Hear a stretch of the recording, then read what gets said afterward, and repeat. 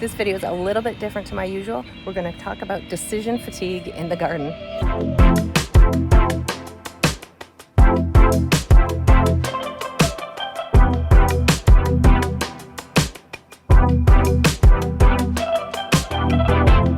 So I'm back in the garden, and apologies, I'm a bit sweaty. It is September. We're having a big California heat wave.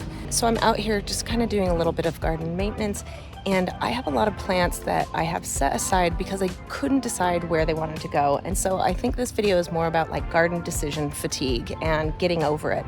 I had these Aeoniums. They were looking really bad. They were in a very sunny part of the garden up there, and I pulled them out because they were just in too bright of sunshine. These green Aeoniums, I found that they do a little bit better when they have a little bit more shade. So I pulled them up and then put them in a pile and promptly forgot about them. And part of the reason was that I couldn't figure out where to put them, and it was really upsetting me. I was here to water because, as mentioned, we're having a heat wave, and it just occurred to me, you know, gardens are ever evolving things, and even though you want your garden to look perfect, they do change. And the maintenance and upkeep is part of the like Zen thing about gardens. And I just had to decide, you know what? I'm gonna put this in a part of the garden which is kind of empty, and I hadn't really figured out what to do. And I think this plant will be really happy there, but you know what? If it's not, I can always change it. Plants, especially perennials and succulents like this Aeonium, they can handle being moved. They grow and they change, and you cut them up and you propagate them. They actually look better once you cut them up and repropagate them. Plants like this do just tend to start getting a little bit, as Laura Eubanks would say, run-a-mucky, and they do better from being pulled up and chopped up and repropagated and put elsewhere in the yard. So I've found a spot here. It's in the shade of this tree. I think this will be much happier. It's very near my irrigation line. I don't have any irrigation plugs in it at the moment, but I can easily put them in. So I'm gonna place this here, and I'm gonna go throughout my yard and see if there's any plants similar to this that are just not looking too good. And I'm gonna see if moving them might make more sense. So I'm already looking at these Fred Ives. I think they're getting too much sun there, and they are a succulent that seem to do a little bit better when they have a little bit more shelter. Aeoniums go dormant usually in the summertime. As mentioned, it's September, so summer is still in full swing California style, as in it's still very hot. But they will soon start to open up when the days get a little bit shorter and they get a lot more moisture.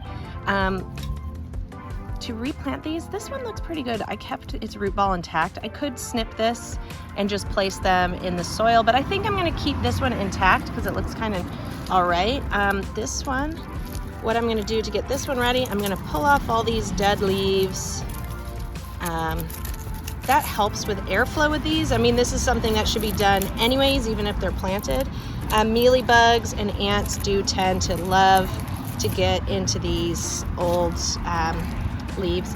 Other thing with Aeoniums, you'll notice the leaves, they're kind of bruised. That bruising doesn't go away, unfortunately. So you do have to be a little bit careful. I'm not too worried about this. I think this plant will start to thrive in the new location, and it will start to grow a lot of new leaves, and those bruised leaves will eventually dry up and fall off. So yeah, my job now is to really go through, clean this up, get rid of all these old leaves, and yeah, maybe pull out some of the old soil. And when I replant it, I'm gonna replant it pretty deep. I'm gonna actually get these stems in contact with the soil because they will start to root out of there, and it will kind of help it. So I have pulled off most of the dead bottom leaves. This is looking relatively okay aside from the bruising. I'm just gonna give it a little rinse. Same with this one. Rinse its roots.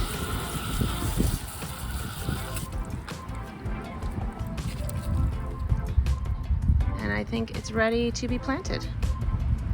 All right, I'm just gonna choose this spot next to this other Aeonium that's right here. I think what we might do is do like a little Aeonium river. I'm going to place this in fairly deep again because these stems will start to grow roots out as well. So we've got that there. Get it in there. And succulents are so resilient. I know, I'm not too worried that this soil isn't like a supplemented cactus mix, but it's pretty loose. We've got some old mulch that was still in there. I'm not gonna plant it too close because I know these will get big. That's sometimes, you know, something to consider.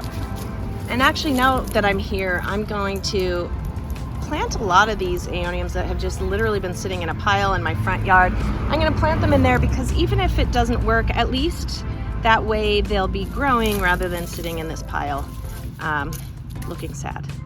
I've got all these Aeoniums. I also want to plant them, but the stems are way too long, so I simply cut them, set them aside. This will just go nicely into the soil.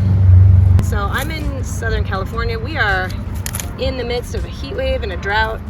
It's not going to rain. If you're in a climate where the soil might be a bit moist, it is recommended that you let these callus over for a few days. And what does callus look like? Well, that's very calloused. Callusing is just when it's dry. It's not the moist innards of the stem on display. But here in California, it's dry. It's not gonna rain. I can just put those straight in. Okay, well, it's getting a little too late and too warm for me to carry on, but I did manage to put all of those stray Aeoniums, stray plants, into the soil, which was my goal. I think they look pretty cool, but the main thing is they might not stay there, and I have to just be okay with that.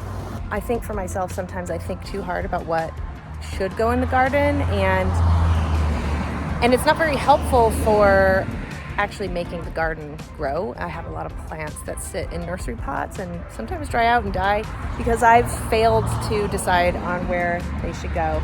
And I need to be a little bit more in the present, as they say. As far as mental health goes, that's really important. Sometimes it's really hard to do that. So let me show you what I've done and my take on why I've put them where I've put them. So I've got this little corner of my yard. These Aeoniums have been here for probably about a year, and they're doing really great because it's shaded. They aren't fully dormant. They're looking pretty good. So with all of those pile of Aeoniums, I set them along here into this sort of river of Aeoniums. Some of them probably are too close together. Once they start to grow, they will start to fill in and get really big. And that in the past has sort of stopped me from gardening in a certain way, or maybe using all my plants.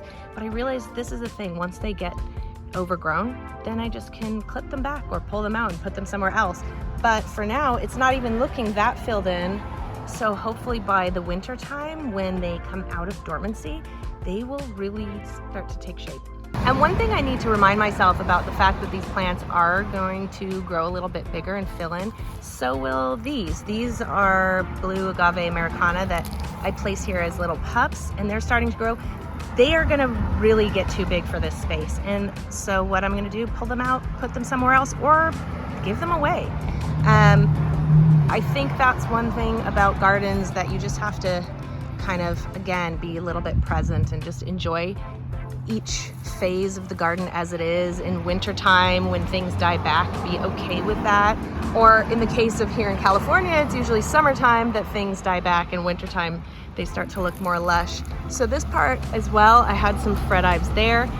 They were looking pretty bad, so I pulled them up. I put these other variety of Aeonium here. We'll see if they do any better. I also found this other corner where I put some more of these Aeoniums, and I think they're gonna do really well here because they're somewhat shaded, somewhat protected. They're again on an irrigation line. And I even found these teeny tiny ones that were just like buried on the ground, and I stuck them in there. We'll see. I think the fact that they're in shade, they might be protected enough to do fairly well.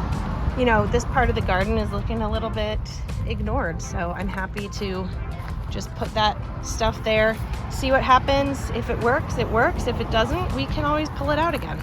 One thing I've found about gardening is it's been really good for me to be in the present and enjoy what I have at the moment. And I really have to focus on not worrying about what it's going to be like in the future, or not creating projects that I genuinely don't have time for. I haven't figured that one out yet. I have too many unfinished projects. But you know, every time I complete one small project such as this one, it's very helpful, even just to like get a little bit of a load off. Thank you all so much for watching. Hopefully it's been helpful in your own gardening process. I know it's been helpful in mine. You know, the main thing is if there's things in your life or in your garden that aren't making you happy, change it up, let it go. When it comes to plants, if it's not working, pull it out. If it's dying or dead and you just don't have the energy to revive it, put it in the compost or give it away. I love talking to you guys in the comments, so please leave me comments and messages. Tell me about your garden. Tell me about your experiences. What has helped your garden journey? I'm also on TikTok and Instagram, so you can go check me out there. And don't forget to subscribe.